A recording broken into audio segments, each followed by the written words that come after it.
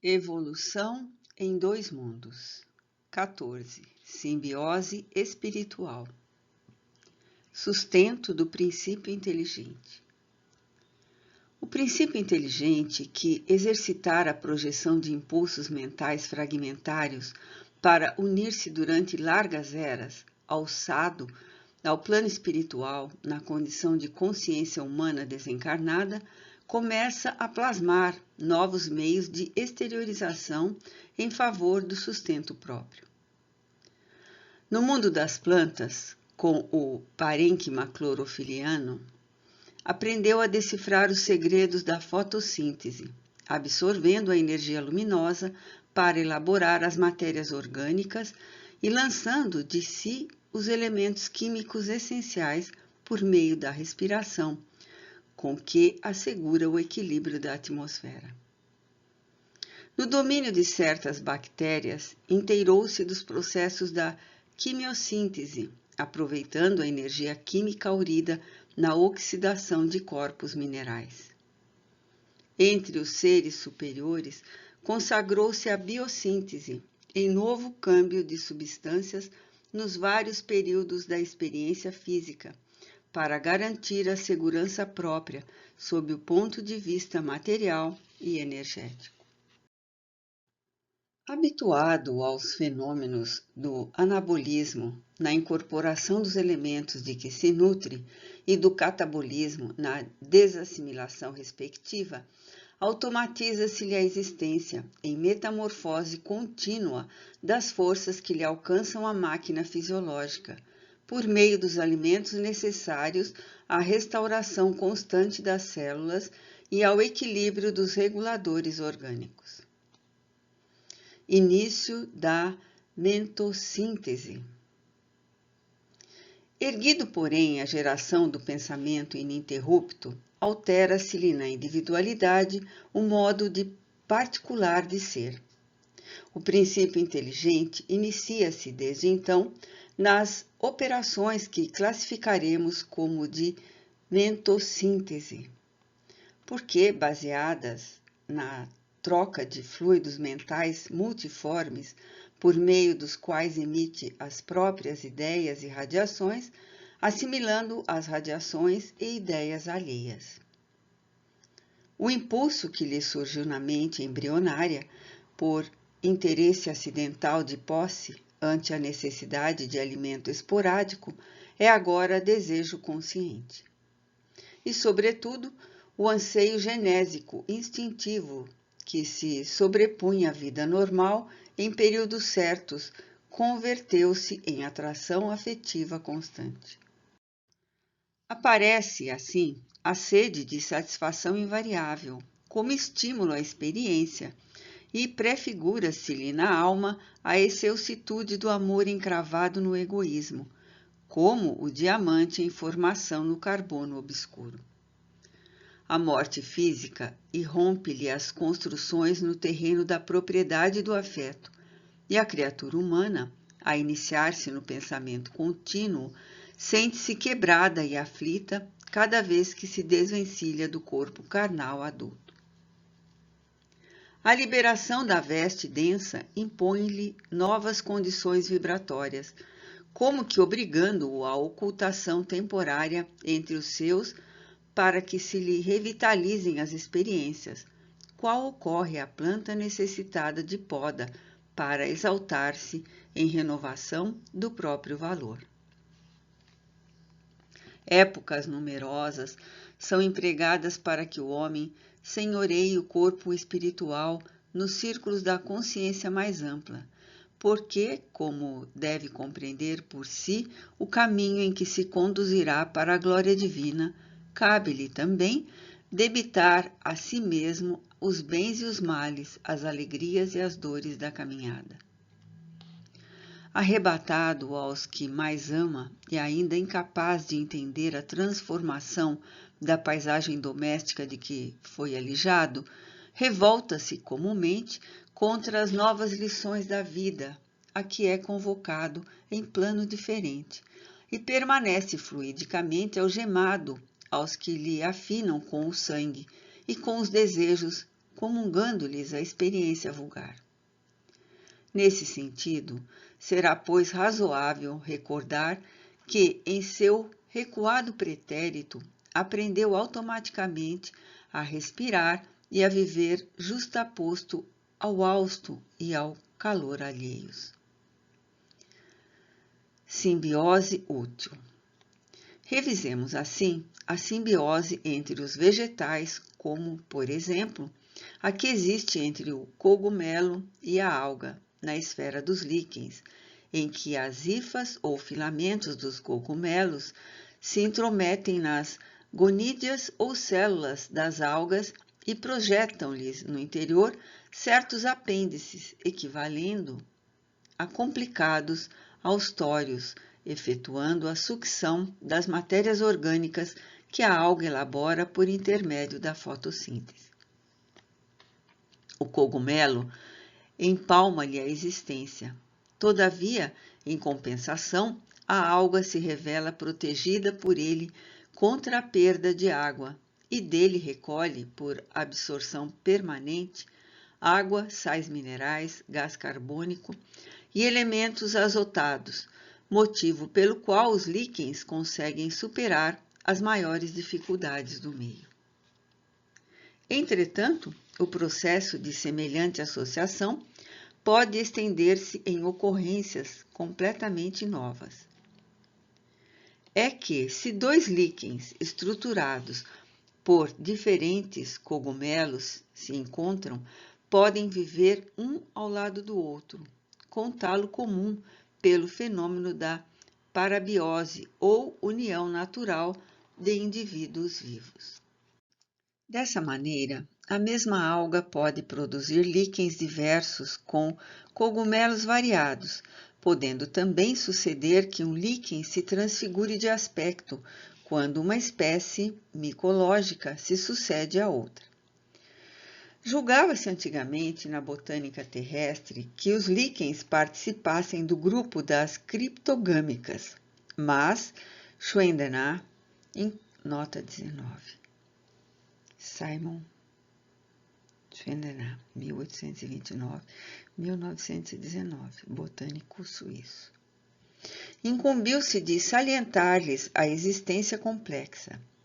E Bonnier, nota 20. Gaston Bonnier, 1853-1922, botânico francês. E Bornet, nota 21. Jean-Baptiste Bornet, 1828-1911, botânico francês. Mais tarde, chamaram a si a obrigação de positivar-lhes a simbiose, experimentando a cultura independente de ambos os elementos integrantes. Cultura essa que, iniciada no século findo, somente nos tempos últimos logrou pleno êxito, evidenciando, porém, que a vida desses mesmos componentes, sem o ajuste da simbiose, é indiscutivelmente frágil e precária. Outro exemplo de agregação da mesma natureza vamos encontrar em certas plantas leguminosas, que guardam os seus tubérculos nas raízes, cujas nodosidades albergam determinadas bactérias do solo, que realizam a assimilação do azoto atmosférico. Processo esse pelo qual essas plantas se fazem preciosas à gleba, devolvendo-lhes o azoto despendido em serviço. Simbiose exploradora. Contudo, além desses fenômenos em que a simbiose é simples e útil, temos as ocorrências desagradáveis, como sejam as micorrizas das orquidáceas, em que o cogumelo comparece como invasor da raiz da planta.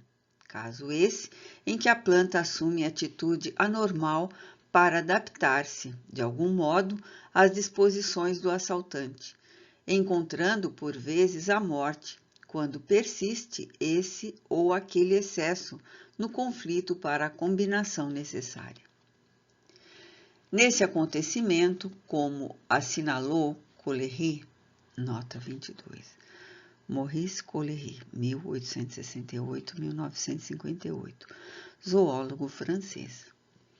Como justeza de conceituação, tal simbiose deve ser capitulada na patologia comum por enquadrar-se perfeitamente ao parasitismo. Identificamos ainda a simbiose entre algas e animais, em que as algas se alojam no plasma das células que atacam, como acontece a protozoários e esponjas, turbelários e moluscos, nos quais se implantam seguras. Simbiose das mentes. Semelhantes processos de associação aparecem largamente empregados pela mente desencarnada, ainda tateante na existência além-túmulo. Amedrontada perante o desconhecido, que não consegue arrostar de pronto, vale-se da receptividade dos que lhe choram a perda e demora-se colada aos que mais ama. E qual cogumelo que projeta para dentro dos tecidos da alga dominadores apêndices, com os quais lhe suga grande parte dos elementos orgânicos por ela própria assimilados, o espírito, desenfaixado da veste física, lança habitualmente para a intimidade dos tecidos fisiopsicossomáticos daqueles que o asilam as emanações do seu corpo espiritual, como radículas alongadas ou sutis alavancas de força, subtraindo-lhes a vitalidade, elaborada por eles nos processos da biossíntese, sustentando-se por vezes largo tempo nessa permuta viva de forças. Qual se verifica entre a alga e o cogumelo, a mente encarnada entrega-se inconscientemente ao desencarnado, que lhe controla a existência, sofrendo-lhe temporariamente o domínio até certo ponto. Mas, em troca, em face da sensibilidade excessiva de que se reveste, passa a viver, enquanto perdure semelhante influência, necessariamente protegida contra o assalto de forças ocultas ainda mais deprimentes. Por esse motivo, ainda agora, em plena atualidade, encontramos os problemas da mediunidade evidente ou da irreconhecida, destacando a cada passo inteligências nobres intimamente aprisionadas a cultos estranhos em matéria de fé, as quais padecem a intromissão de ideias de terror ante a perspectiva de se afastarem das entidades familiares que lhes dominam a mente por meio de palavras ou símbolos mágicos, com vistas a falaciosas vantagens materiais. Essas inteligências fogem deliberadamente ao estudo que as libertaria do cativeiro interior, quando não se mostram apáticas em perigosos processos de fanatismo, inofensivas e humildes, mas arredadas do progresso que lhes garantiria a renovação. Histeria e psiconeurose. Entretanto, as simbioses dessa espécie, em que tantas existências respiram em reciprocidade de furto psíquico, não se limitam aos fenômenos desse teor, nos quais espíritos desencarnados, estanques em determinadas concepções religiosas, anestesiam ou infantilizam temporariamente consciências menos aptas ao autocontrole, porquanto se expressam igualmente nas moléstias nervosas complexas, como a histerepilepsia, em que o paciente sofre o espasmo tônico em opstótono acompanhado de convulsões clônicas de feição múltipla, às vezes sem qualquer perda de consciência, equivalendo a transe mediúnico autêntico, no qual a personalidade invisível se aproveita dos estados emotivos mais intensos para acentuar a própria influenciação. E na mesma trilha de ajustamento simbiótico, somos defrontados na Terra, aqui e ali, pela presença de psiconeuróticos da mais extensa classificação, com diagnose extremamente difícil, entregues aos mais obscuros quadros mentais, sem se arrojarem à loucura completa. Tais entidades, humanizadas ao painel fisiológico e agregadas a ele sem o corpo de matéria mais densa, vivem assim quase sempre por tempo longo, entrosadas psiquicamente aos seus hospedadores, porquanto o espírito humano desencarnado, erguido a novo estado de consciência, começa a elaborar recursos magnéticos diferenciados, condizentes com os impositivos da própria sustentação, tanto quanto no corpo terrestre aprendeu a criar por automatismo as enzimas e os hormônios que lhe asseguravam o equilíbrio biológico.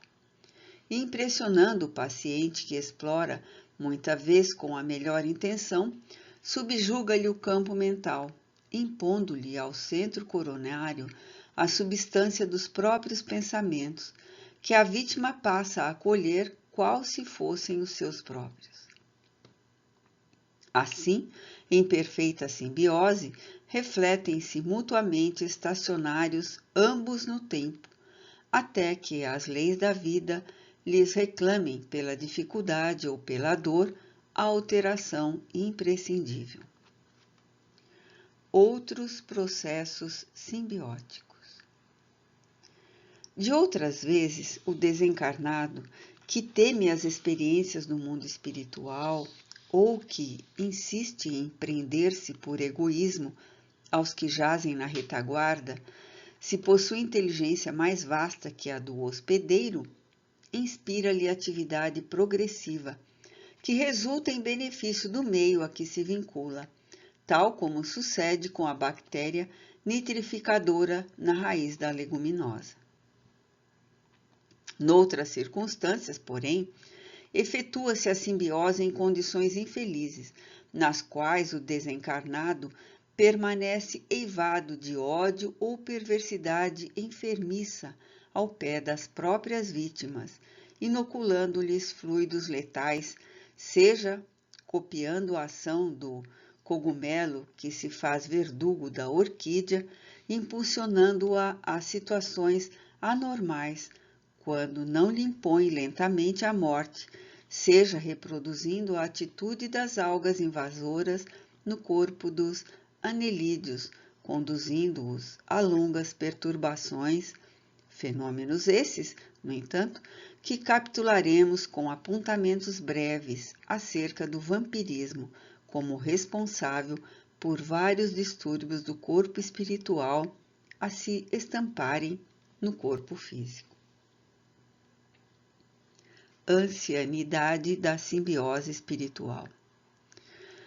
Justo assim registrar que a simbiose espiritual permanece entre os homens desde as eras mais remotas em multifários processos de mediunismo consciente ou inconsciente, pelos quais os chamados mortos, traumatizados ou ignorantes, fracos ou indecisos, se aglutinam em grande parte ao habitat dos chamados vivos, partilhando-lhes a existência, a absorver-lhes parcialmente a vitalidade, até que os próprios espíritos encarnados, com a força do seu próprio trabalho, no estudo edificante e nas virtudes vividas, lhes ofereçam material para mais amplas meditações, pelas quais se habilitem à necessária transformação com que se adaptem a novos caminhos e aceitem encargos novos à frente da evolução deles mesmos no rumo de esferas mais elevadas. Pedro Leopoldo, 16 de março de 1958.